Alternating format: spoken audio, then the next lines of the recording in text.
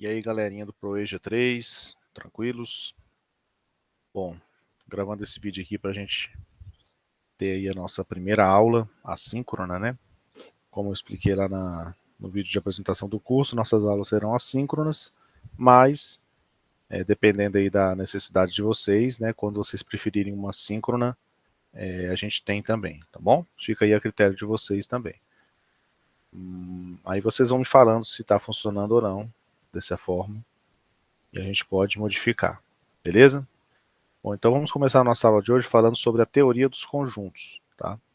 Vou falar aqui hoje sobre os conceitos básicos, né? Algumas propriedades, alguns elementos aí encontrados aí no estudo dos conjuntos, certo?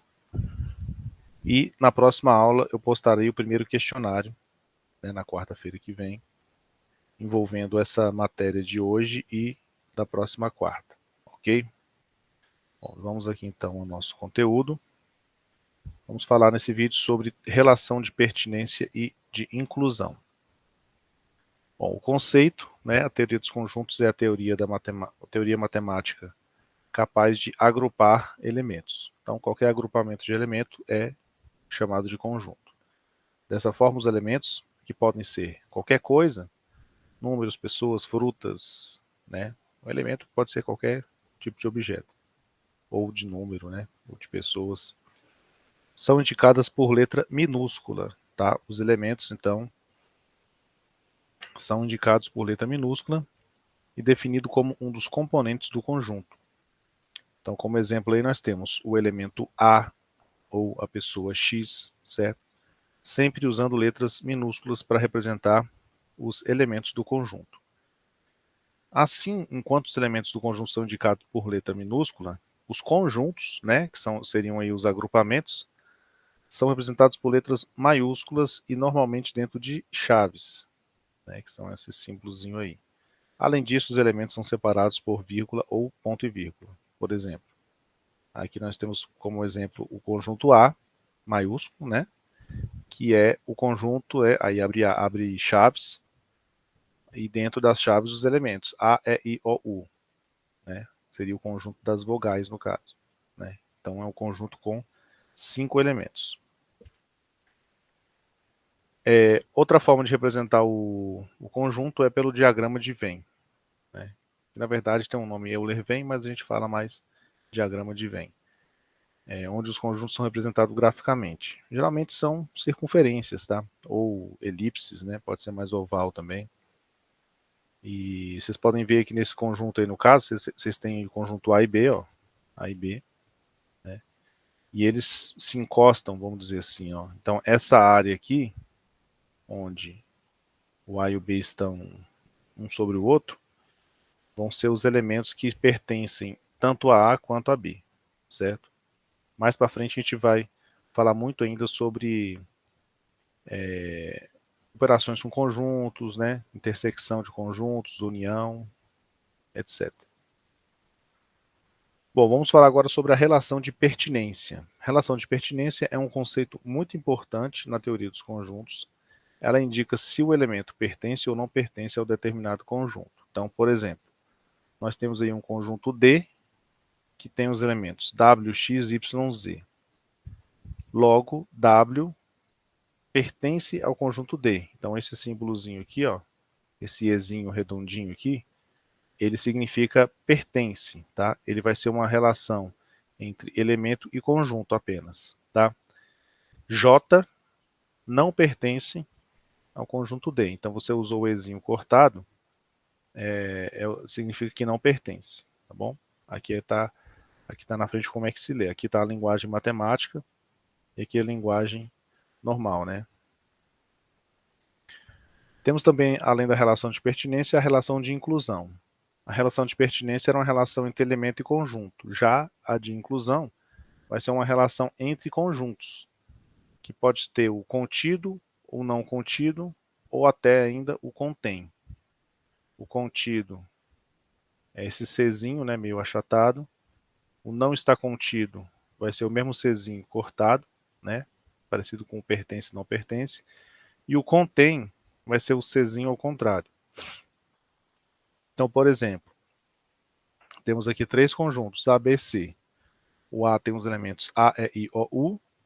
O B tem os elementos A, E, I, O, U, M, N, O. E o C tem os elementos P, Q, R, S, T. O que a gente pode concluir aí? Nós podemos concluir aqui primeiramente que o A está contido em B. Né? O A está contido em B. Então usamos o Czinho. Ou seja, todos os elementos que estão em A também estão em B. Então todos os elementos que estão em A estão em B. Então o A está contido em B, está dentro do B.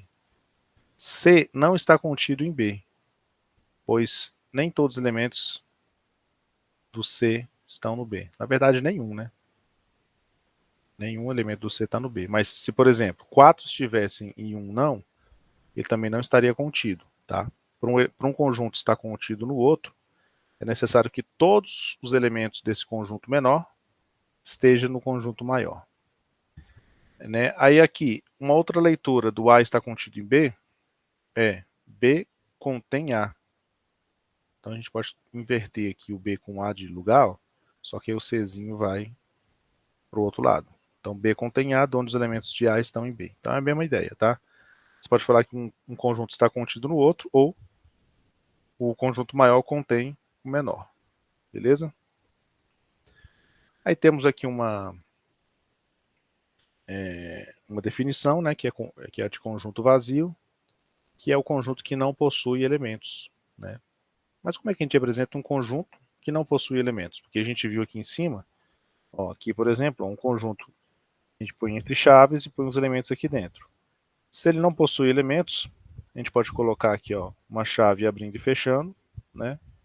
Ou esse símbolozinho aqui que é muito usado, é até mais usado do que as chaves, que é esse zero cortado, que é uma letra grega, na verdade, chamada φ. Né? Não, essa parte da letra grega eu não vou confirmar não, porque eu acho que o φ, esse tracinho aqui, ele é reto, ele não é inclinado. Mas o que interessa é saber que ele é uma bolinha, tipo um O, cortado. Note que o conjunto vazio está contido, né, o símbolo do contido aqui, em todos os conjuntos. Então, todos os conjuntos, eles contêm o conjunto vazio, porque o vazio é nada. Então, se é nada, está dentro de tudo. Né? Ficou até meio filosófica essa frase, né? O nada está dentro de tudo.